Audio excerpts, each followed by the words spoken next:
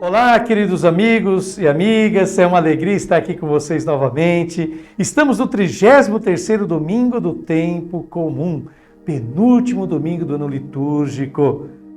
E nós vamos refletir hoje um evangelho muito especial. E o tema que nos é proposto para a liturgia deste domingo é o seguinte: o reino de Deus abala e faz cair os potentes deste mundo. Vou repetir? O reino de Deus abala e faz cair os potentes deste mundo. O capítulo 13 do Evangelho de Marcos é extremamente complexo. O evangelista está ciente disso, a ponto de, no versículo 14, dizer: quem lê, ou seja, o leitor, entenda.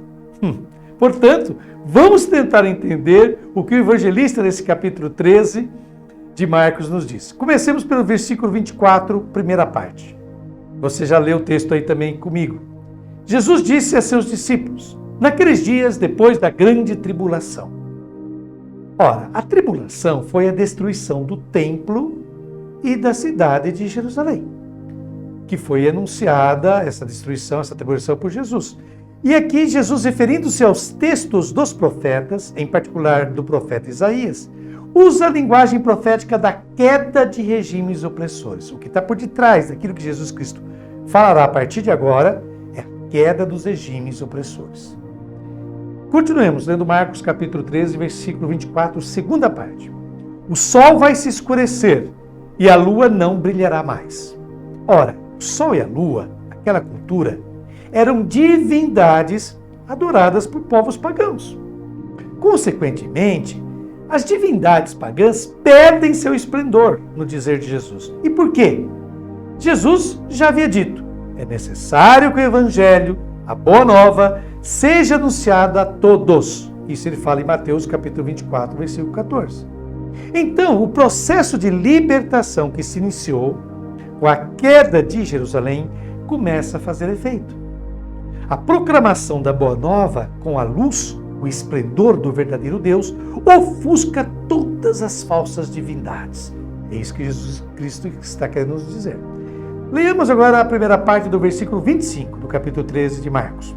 As estrelas começarão a cair do céu. Estes são já os efeitos. O que se entende por estrelas? Naquela época, todos aqueles que detinham o poder, fosse o rei, o imperador ou o faraó, consideravam-se de condição divina. Por isso, estavam metaforicamente nos céus, considerados estrelas. Então Jesus, através do evangelista, nos diz que todos aqueles regimes, aqueles poderosos, que baseiam seu poder em falsas divindades, visto que há a proclamação do evangelho de Jesus, essas falsas divindades perdem seu esplendor e essas estrelas, ou seja, esses grandes governantes, começam a cair uma após outra, ou um após outro. Aqui, a referência de Jesus é ao oráculo contra a Babilônia do profeta Isaías, onde o profeta profetiza contra o rei da Babilônia, dizendo assim: como caíste do céu, estrela da manhã, filho da aurora, estás derrubado por terra, tu que derrubavas as nações, tu que dizias ao teu coração: subirei até o céu e exaltarei meu trono acima das estrelas. Pelo contrário, foste precipitado no Sheol, no fundo do abismo.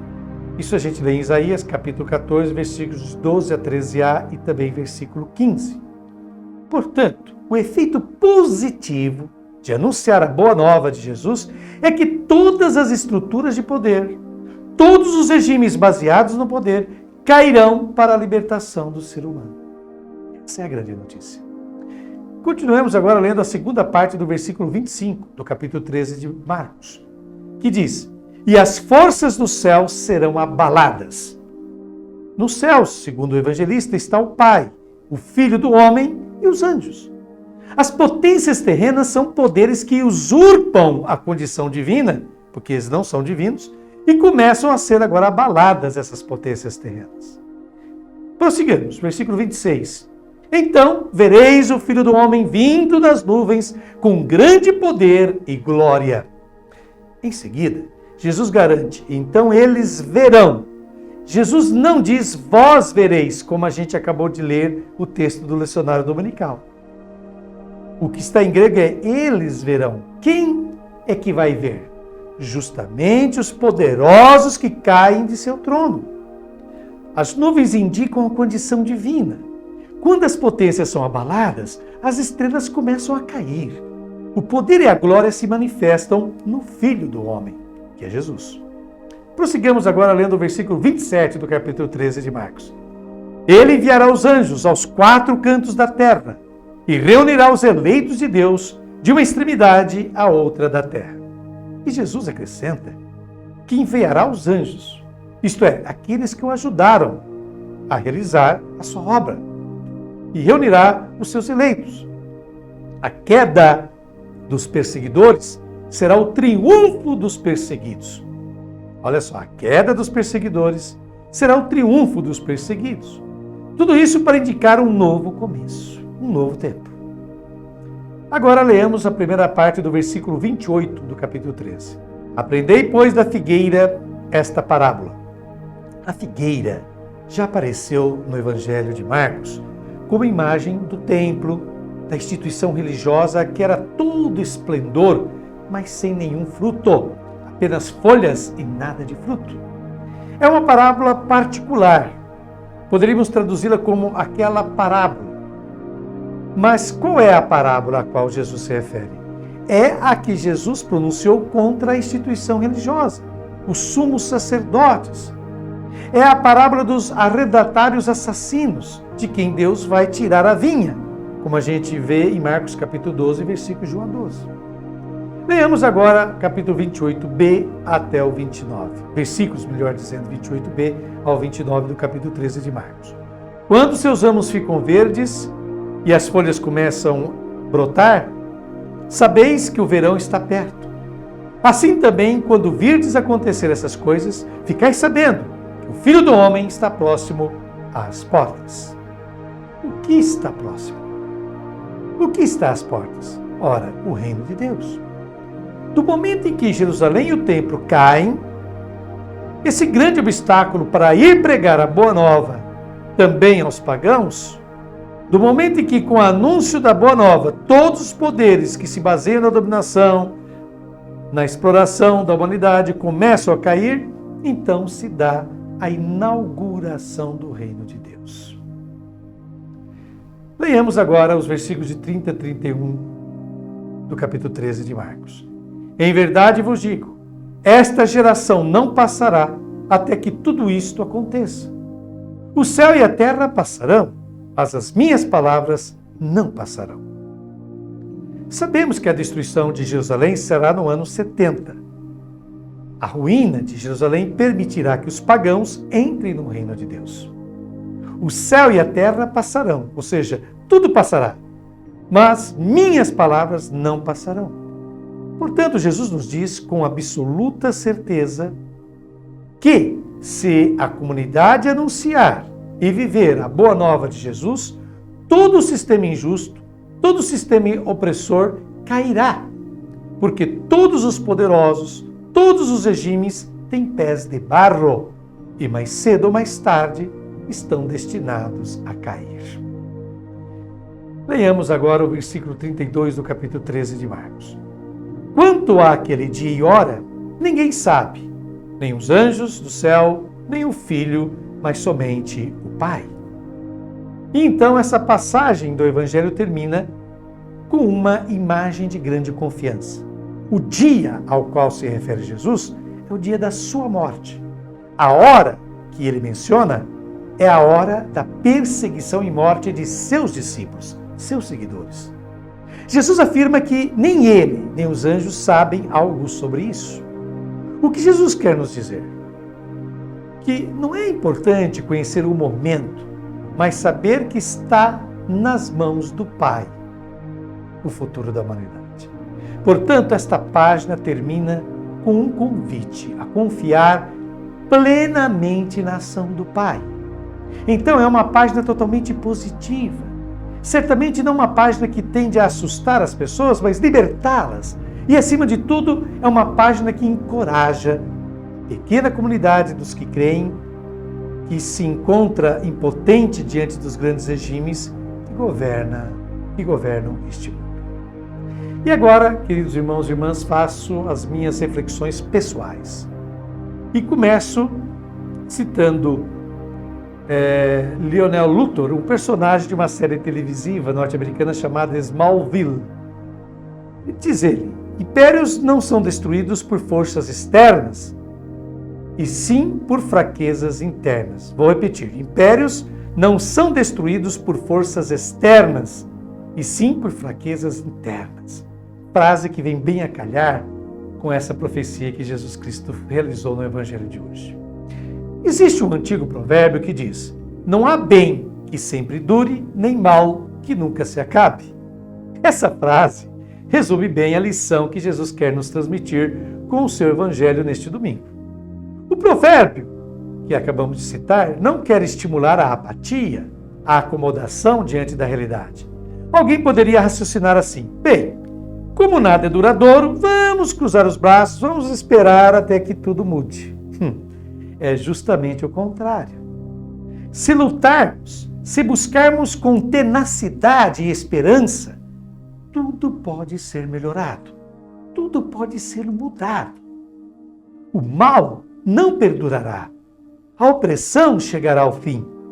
E mesmo se estivermos bem, mesmo se tudo estiver dando certo, se não nos esforçarmos, se não prosseguirmos com os nossos trabalhos e ideais, isso tudo poderá acabar também.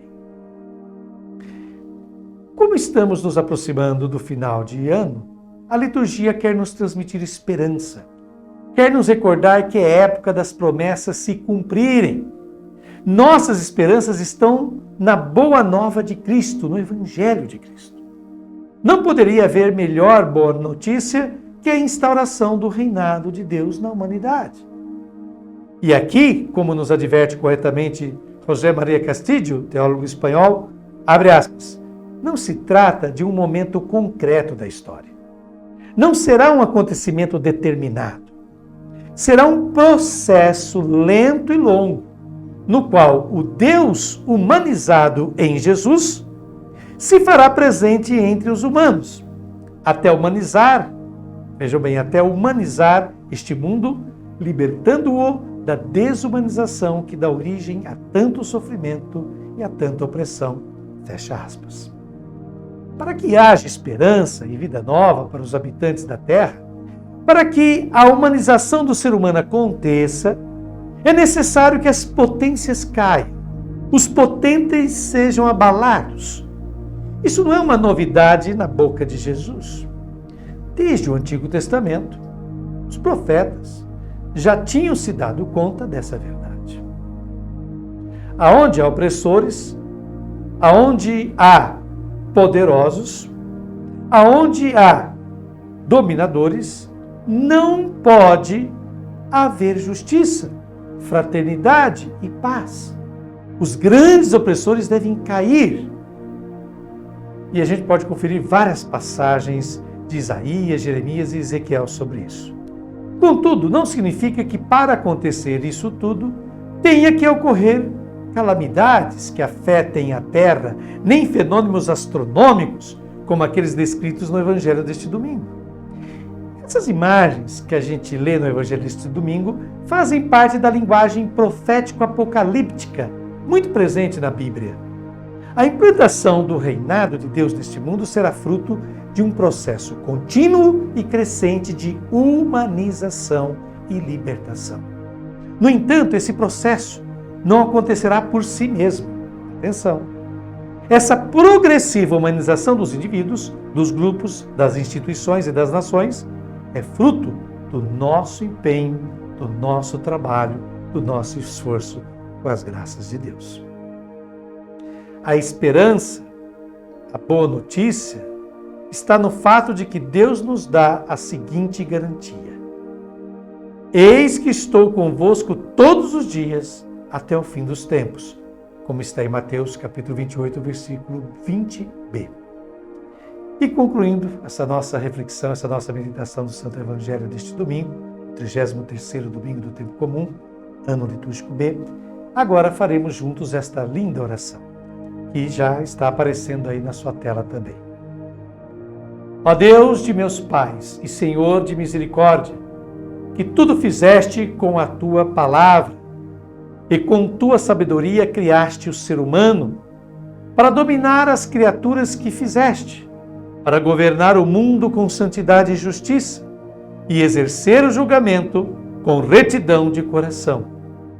Dá-me a sabedoria que se assenta contigo no teu trono e não me excluas do número de teus filhos, pois sou teu servo, filho de tua serva, homem frágil e de vida breve e incapaz de compreender a justiça e as leis. Por mais que alguém dentre os mortais seja perfeito, se lhe faltar a tua sabedoria, será considerado como nada. Contigo está a sabedoria que conhece as tuas obras e que estava presente quando fazias o mundo. Ela sabe o que é agradável aos teus olhos e o que é correto conforme os teus preceitos. Manda-a dos teus sagrados céus e faze que ela venha do teu trono glorioso, para que me acompanhe e trabalhe comigo e eu saiba o que é agradável diante de ti. Pois ela tudo conhece e compreende, e me guiará com prudência em meus trabalhos, protegendo-me com a sua glória. Amém. Esse texto é extraído do livro da sabedoria, que está na Bíblia, capítulo 9, versículos de 1 a 6, depois de 9 a 11. Muito obrigado, querida irmã, querido irmão, que nos acompanhou em mais esta reflexão. Deus abençoe cada um de vocês, vos concedendo um maravilhoso final de semana. Até a próxima oportunidade, se Deus quiser.